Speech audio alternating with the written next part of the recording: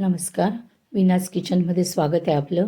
काल मी केलेल्या पातोळ्या नागपंचमी स्पेशल, खरा मोठा व्हिडिओ आधीच टाकला पाहिजे होता, पण काही कारणास्तव मला तो टाकता आला नाही, तर मी तो आज टाकते आहे. तसं लेटच झालं आहे. तर पुढे पण आपल्याला गणपतीला आपण पातोळ्या वगैरे करतो, आमच्याकडे मोदकाबरोबर केल्या जातात, कारण हळदीची पानं पण असतात. तर इथे बघा मी 2 वाट्या खोबरं छान किसून घेतलं आहे आणि आधी 5 मिनटं किंवा 2 मिनटं खोबरं ओलं असेल, चवचवीत असेल, पाणी असेल खोबऱ्याला, तर व्यवस्थित असं गरम करून घ्यायचं, जरासं पाणी मारून घ्यायचं. मग 2 वाट्यांना मी 1 वाटी गूळ घातला, वेलची पावडर घातली आणि जायफळ पावडर, आणि छान असं मिक्स करून घेतलं आहे पुरण. आणि असं खमंग आपलं पुरण इथे तयार झालेलं आहे. इथे बघा आपण 1 वाटी पाणी गरम चांगलं उकळून घेतलं आहे. एक चमचा नाही म्हणणार मी, थोडंसं तूप टाकलं आहे, चवीपुरतं मीठ टाकलं आहे, आणि त्यानंतर 1 वाटीला 1 वाटी पीठ आपण टाकतोय. तर 1च वाटी पीठ टाकायचं, पण पीठ टाकताना जरा थोडं थोडं टाकायचं. लागतं बरोबर परफेक्ट प्रमाण असतं, पण तरीसुद्धा तुम्हाला सांगते की एकदम पटकन ओतू नका, हळूहळू टाका त्याच्यात पीठ तुम्ही, आणि असं छान परतून घ्या. अजिबात घाबरू नका पीठ परतायला. खूप जणांना उकड काढायची भीती वाटते, अजिबात घाबरू नका. अगदी मोजून घ्या तुम्ही आणि करून बघा.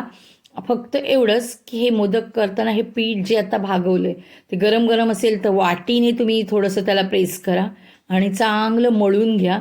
हाताने तुम्हाला शक्य असेल तर हाताने तुम्ही मळून घ्या, पण 10 मिनटं हे उकळल्यानंतर झाकण मारून ठेवायचंच हां पिठावर. छान उकड येते मग मस्तपैकी. आणि असं चांगलं पीठ जसंही मळलं जाणार ना तसे तुमचे मोदक पण छान होणार, पातोळ्या पण छान होणार आहेत. तर इथे बघा आपण मस्तपैकी पीठ आधी असं रगडून रगडून मळलं त्याला. त्याच्यानंतर आपण प्रत्येक वेळेस तयार करणाऱ्यांना पातोळी असू दे की मोदक, त्यावेळेस पण थोडंसं मळून घ्यायचं. आता पानाला बघा आपण पाणी आणि तेल असं मिक्स लावलं, आणि ह्याचा आकार उकार बघत बसायचा नाही, पातळ पाती व्हायला पाहिजे ही. ह्याची जी पारी बनवतोय ना आपण जशी मोदकासारखी पातोळीची, तर ती पातळ व्हायला पाहिजे. आकार कसा होतोय ते बघायचं नाही आपण, फक्त ह्याच्यात पुरण राहायला पाहिजे हे बघायचं. आता पान ना शिरेवर नेहमी किती पातळ केलात की असं ओपन होतं, काही टेन्शन घेऊ नका. थोडंसं जॉईंट मारा आणि मध्ये असं पुरण भरा तुम्ही, हे बघा. आणि एकदम पातळ पान दिसते बघा माझं, मग आवडीने खातात मुलं. जाड झालं ना की असं पीठ खाल्ल्यासारखं होतं ते. आणि हे बघा असं होल्ड करा बस. बाकी पातोळ्या करणं काही विशेष नाही आहे.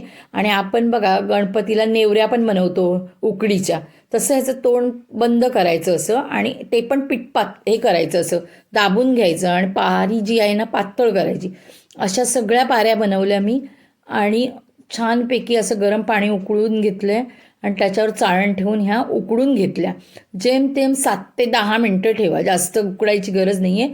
पीठ आपलं उकडलेलं आहे मस्तपैकी, आणि खमंग पुरण पण झालेलं आहे.